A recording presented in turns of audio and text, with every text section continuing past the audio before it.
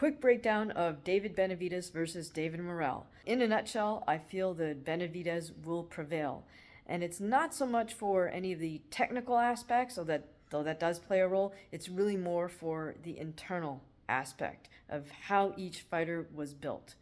Okay, so let's look at Morrell. David Morrell versus David, mainly because of his internal fortitude that's been forged over his whole lifetime of having to deal with negative feedback. By that I mean, I think most of us know his story in that he was a little fat kid who made his way into the boxing gym, and he had to face negativity from people just sort of looking down at him, kind of sneering at him. I do remember meeting David when he was about 10 years old. He was a little rotund kid and very quiet, understandably so. But his older brother would tell, other folks in the gym, his older brother was being, heralded as this up-and-coming prodigy, up-and-coming prospect. But Jose would sort of defer the attention to his younger brother and say, hey, he's got hands, pointing at David. And I remember the reaction of the other adults in the gym was kind of to like roll their eyes or sneer. And of course, David felt that. He was right there. So for years, he had to just tolerate or endure people looking down on him and just build within himself his own internal strength to say, I'm going to do this. I know I'm good. I believe in myself, or my father and my brother believe in me, so I'm going to do this. He didn't get a chance to compete in the amateurs because he was, let's face it, too heavy to find an opponent. So instead, his dad once he became 15 and a little bigger, hit his growth spurt, his dad threw him in deep waters in sparring sessions versus seasoned professionals such as Peter Quillen, Latif Coyote, who were mainstays at wildcard boxing, and then, of course, Gennady Golovkin up at Big Bear. I believe that Morrell, on the other hand, would have received lots of positive feedback as an amateur as he ascended the ranks and became Cuban national champion. At that point, the program is invested in him, the coaches are invested in him. I'm sure they were counting on him to make the Cuban Olympic team and represent their nation on the international stage. However, I believe that Morrell was scouted out and purposely brought to the United States and then moved rapidly through the pro ranks. So take a look at Morrell's record. He made his pro debut at 6 rounds.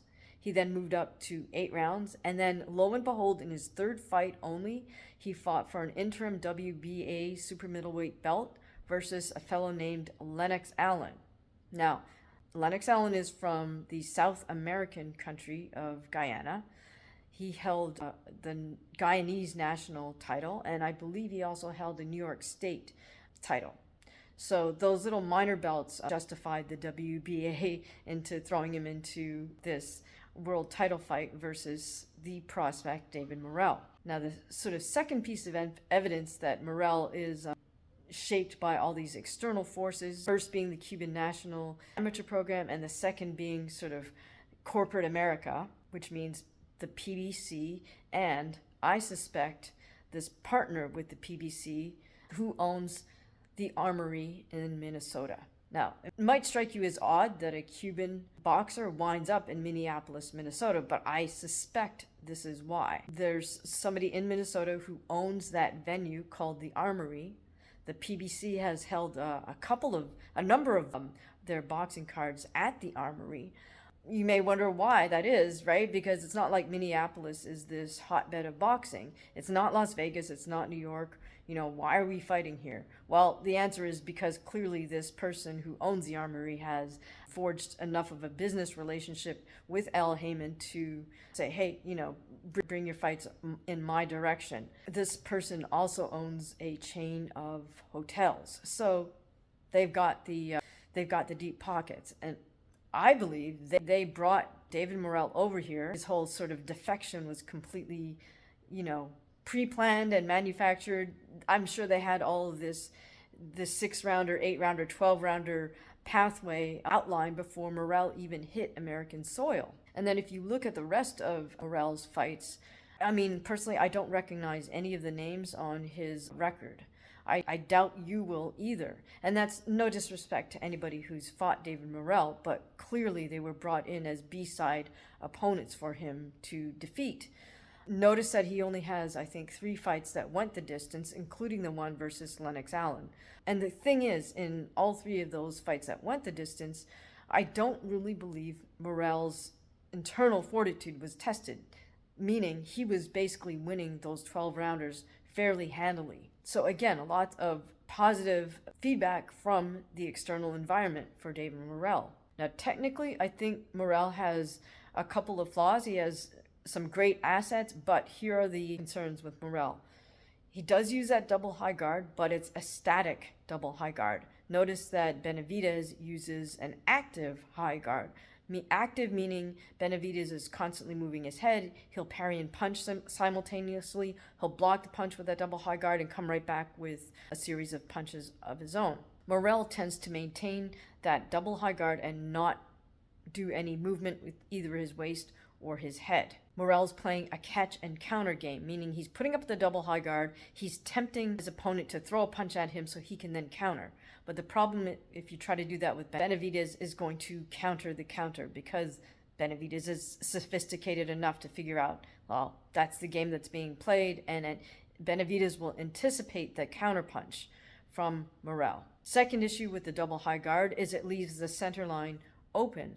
Now, the center line can be split with a vertical fist jab right here to the face, or it can be split with an uppercut, or, of course, there's the body shots on the center line. One can also punch behind the double high guard to the area of the skull just above the ear. That's still a legal punch. And then finally, double high guard leaves the body open, and we know that Benavidez loves that left dig to the body. Morrell is known to be a powerful puncher, but here's the issue. He tends to throw single shots. Again, that's not what you want to do against someone who's a sophisticated counterpuncher such as David Benavidez. Finally, on the inside, now while Morrell has this really beautiful tight right uppercut that sometimes he sets up by touching the body with his right hand and then shooting straight up the center line to the chin for his tight uppercut, he does this while he leans over to the right. It's really a work of art. But on the inside, because of the way Morrell has his feet positioned, his feet are a little bit wide. He's not able to make these subtle, small 1-inch steps to shift position and split the guard on his opponent or line up his shot and while evading a shot. Instead, on the inside, Morrell keeps his feet planted and he does those sort of matrix-like movements with his waist where he's leaning way out to either side or back. Now, the issue with that is it's fine he makes his opponent miss the punch, but he's not in a good position to return a punch. Whereas on the inside, one needs to learn how to take these tiny little steps, because on the inside, a tiny step and a tiny angle shift just completely changes and creates openings. In terms of Morrell's footwork, just look at the position of his back foot. It's angled backwards. It's not even at perpendicular, meaning 90 degrees. It's not like his front foot is pointing forward. That's his right foot. His left foot is not pointing sideways. It's pointing almost backwards. Now that, it's called an obtuse angle. That makes it very awkward to move laterally. And so if you notice, Morrell does cross his feet sometimes as he's circling around. Now, to his credit, Morrell, because he's so athletic, is able to move in and out and around fairly fluidly. But the issue for me is that he has to move out in order to move sideways. He's not able to do that in a nice tight path on the inside or even at mid-range because, in my opinion, because of his foot position. Now, to his credit, Morrell is a very powerful puncher. He does throw single shots with bad intentions, and they are very powerful. But that's the issue with somebody like a David Benavidez, who's going to read those single shots and then be set with a counter. Benavidez has very fast hands, especially for a man his size, even for somebody smaller. He's got really fast hands and he's able to string together those combinations. So I'm sure you've heard the cliche, speed is power.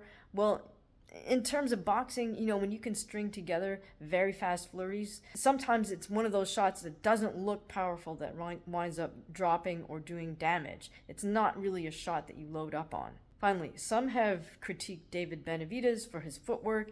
he says, people call him flat-footed. Well, it's really not that he's flat-footed. It's that he's using that walking movement instead of the traditional boxing stance where you have one foot in your lead foot in front of your rear foot, and you maintain that with shuffle steps like a Joe Louis. I believe David developed that walking stance motion because he started boxing when he was a really heavy youngster.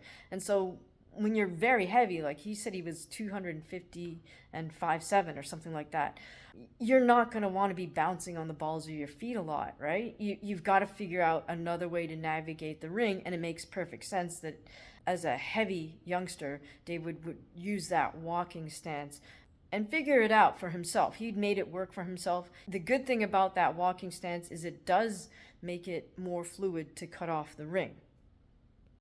The issue with the walking stance is that you're not always in position to throw a punch.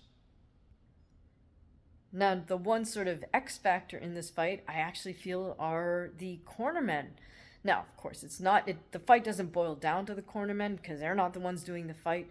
But in Morrell's corner, he has the very seasoned veteran Ronnie Shields. Ronnie understands not just the techniques in the boxing.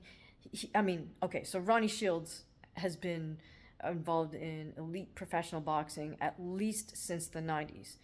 Ronnie Shields is a former professional fighter himself, and then for a while he was what we call the house trainer for Main Events Boxing. What that means is Main Events set up a camp in Vero Beach, Florida. Ronnie Shields was the trainer, and Main Events would send their young fighters who just signed with them. They would send them to camp in Vero Beach, and Ronnie Shields would work with them. So my point is, he's a veteran of the game. He knows what he can and what he cannot change in fighters. He understands fighters' personalities, where they're likely to fall down, this and that. But Ronnie Shields also understands the business of boxing. And clearly, Morrell is very much a business product in terms of boxing. So here's what I expect from Ronnie Shields. I do expect him to come with a really great game plan. I think he's sort of looks at this as cost benefit, right? There's no point in him trying to change some of the habits that Morrell has already established since he was a child, like perhaps his foot position.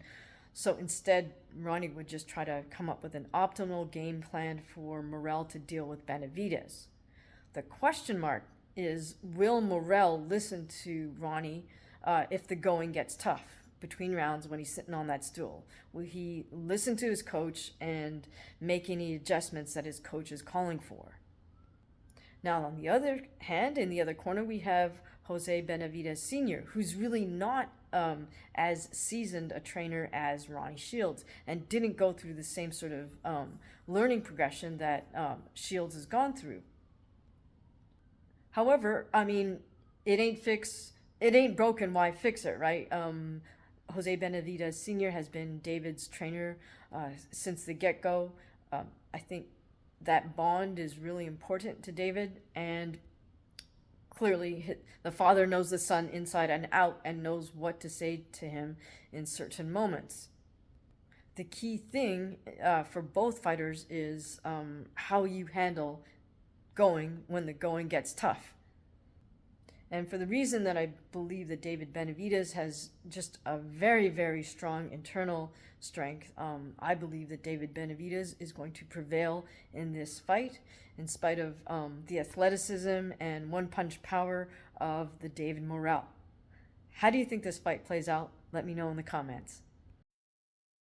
All right, I did do an extensive breakdown of David Benavidez versus David Morrell, but then I accidentally deleted the files. So, in short, my pick is David Benavidez, mainly because I feel he has a greater internal fortitude than David Morrell. Not to take away from Morrell's very difficult Cuban amateur boxing upbringing, but I feel that Morrell has just been given a lot of positive feedback, not exactly right from the outset, but certainly from when he started having success as a Cuban amateur. would get positive feedback from his coaches and from teammates and just from the accomplishments. I feel he was completely brought over here, and his titles were, I won't say it was manufactured, but look, he made his pro debut at 6 rounds. He then jumped up to 8 rounds, and then lo and behold, in his third fight, he fights somebody named Lennox Allen for the WBA super middleweight interim belt. That does not just happen if somebody randomly lands on American soil. Uh, the other factor here is, why in the heck does somebody from Cuba wind up in Minneapolis? Well, the answer to that is that there's somebody who's partnered with PDC who has very deep pockets, clearly. Notice that there's been a couple of PDC cards in Minneapolis, Minnesota. Why on God's green earth would you have a boxing card in Minneapolis? Well, the answer to that is there's somebody there who owns that venue where they hold the shows, called the Armory, and that individual also owns, I believe, a franchise of hotel chains. So there's a clear business interest there. I suspect that individual had a lot to do with bringing David Morrell stateside and then moving him so rapidly within 3 fights to a world title shot against a hand-picked opponent. And from that point forward, all of Morrell's opponents have been fairly hand-picked. He really hasn't fought anybody of note. No disrespect to any of Morrell's opponents. But I think they do know that they were being brought in as the B-side opponent, and so I sure hope they negotiated a good purse for themselves. Now, on the other hand, David Benavidez has just